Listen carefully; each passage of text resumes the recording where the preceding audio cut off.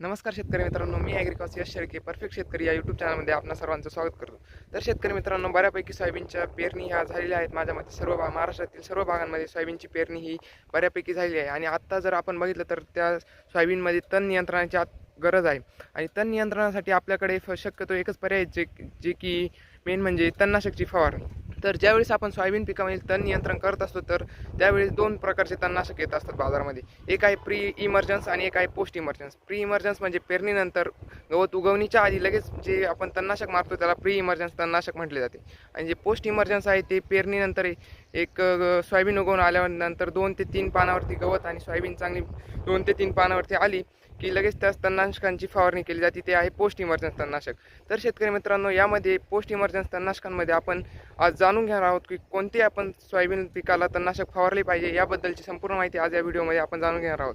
तर सर्वप्रथम आपण जर आमच्या यूट्यूब चॅनलला नवीन असाल तर नक्कीच या चॅनलला सबस्क्राईब करा आणि ही व्हिडिओ जास्तीत जास्त लोकांपर्यंत शेअर करा. आजच्या व्हिडिओमध्ये आपण तण उगवून आल्याच्या नंतर जे तणनाशक प्रामुख्याने फवारले जातात व त्यातील जे चांगले 4-5 काही तणनाशक आहेत त्याबद्दलची संपूर्ण माहिती आपण आजच्या या व्हिडिओमध्ये पाहणार आहोत. शेतकरी मित्रांनो, पहिले जे मी तणनाशक सांगत आहे ते आहे सिजंटा कंपनीचे फ्युजीफ्लिक्स. तर याचे प्रमाण आहे एकरी 400 ml. या तणनाशकाच्या फवारणीनंतर तुमच्या सोयाबीनला थोडासा झटका बसतो आणि थोडीशी पिवळसर सोयाबीन होते यांनी. पण मग काय घाबरायचे काहीच कारण नाही, सोयाबीन परत रिकवर होते. आणि जे याच्यानंतर आपण जे पुढचे तणनाशक बघणार आहोत हे आहे आदामा कंपनीचे शाखेत. याचे प्रमाण एकरी 800 ml इतके आहे. आणि याच्या फवारणीनंतर तुमच्या सोयाबीन पिकाला कुठल्याही प्रकारचा झटका बसत नाही व याच्यात केना जे गवत आहे आपलं ते पूर्णपणे यांनी कंट्रोल होतं. बाकीच्या तणनाशकांनी शक्यतो हे केना जे गवत आहे ते कंट्रोल होत नाही. आणि शेतकरी मित्रांनो, या तणनाशकाचा वापर मी माझ्या स्वतःच्या घरच्या शेतात देखील करत असतो. आणि तर याच्या पुढील तणनाशक आहे ते म्हणजे आहे क्रिस्टल कंपनीचे अमोरा. या अमोराचे प्रमाण देखील शेतकरी मित्रांनो एकरी 600 ml इतके आहे. पण ह्या अमोराची ज्यावेळेस तुम्ही फवारणी करता त्यावेळेस थोडेसे लवकर तुम्ही याची फवारणी केली पाहिजे. लवकर म्हणजे काय होतं की जास्त जर गवत मोठे होऊन गेले तर ह्या अमोराचा थोडासा रिझल्ट येत नाही एवढा खास. त्यामुळे बऱ्याच शेतकऱ्यांच्या अशा तक्रारी निर्माण होतात की अमोराचा रिझल्ट आम्हाला आला नाही. पण काय होतं की शेतकरी ज्यावेळेस या तणनाशकाची फवारणी करतात त्यावेळेस कधी गवत थोडंसं मोठं होऊन गेलं असतं. आणि हे जर तुम्ही 21 दिवसाच्या नंतर जर हे तणनाशक फवारलं तर तुम्हाला ते गवत थोडंसं जळतं आणि परत फुटतं.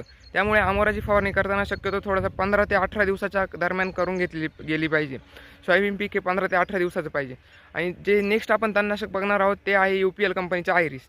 तर आयरिस हे तणनाशक देखील मार्केटमध्ये खूप दिवसापासून आहे आणि याचे पण रिझल्ट एकदम चांगले आहेत. आम्ही हे पण आमच्या शॉपमध्ये विकत असतो आणि याचे एकरी प्रमाण हे 400 ml इतके आहे.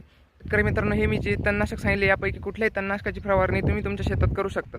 तसेच शेतकरी मित्रांनो, ज्यावेळेस तुम्ही फवारणी करणार आहात त्यावेळेस एक गोष्ट लक्षात घ्यायची की ओलावा शेतात चांगला पाहिजे. चांगला म्हणजे इन द सेन्स की एकदमही जास्त नको आणि एकदमही कमी नको.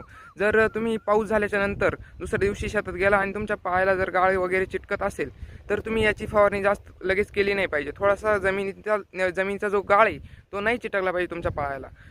त्या प्रकारे वापसा पाहिजे थोडीशी जमिनीत. म्हणजे जर काही शेतकरी काय करतात, खूपच ओलाव्यात फवारणी करतात व त्यामुळे त्यांना या तणनाशकांचा रिझल्ट येत नाही. व्हिडिओ पाहिल्याबद्दल धन्यवाद. आणि जर तुम्हाला व्हिडिओ हा आवडला असेल तर लाईक करा, शेअर करा आणि नक्कीच आपल्या चॅनलला सबस्क्राईब करा. आणि शेतकरी मित्रांनो, तुम्ही नक्कीच कमेंटमध्ये सांगा की तुम्ही कोणत्या तणनाशकाची फवारणी केली आणि यापैकी केली असेल तरी सांगा आणि वेगळे जरी तुम्ही तणनाशकांची फवारणी केली असेल तरी सांगा. धन्यवाद.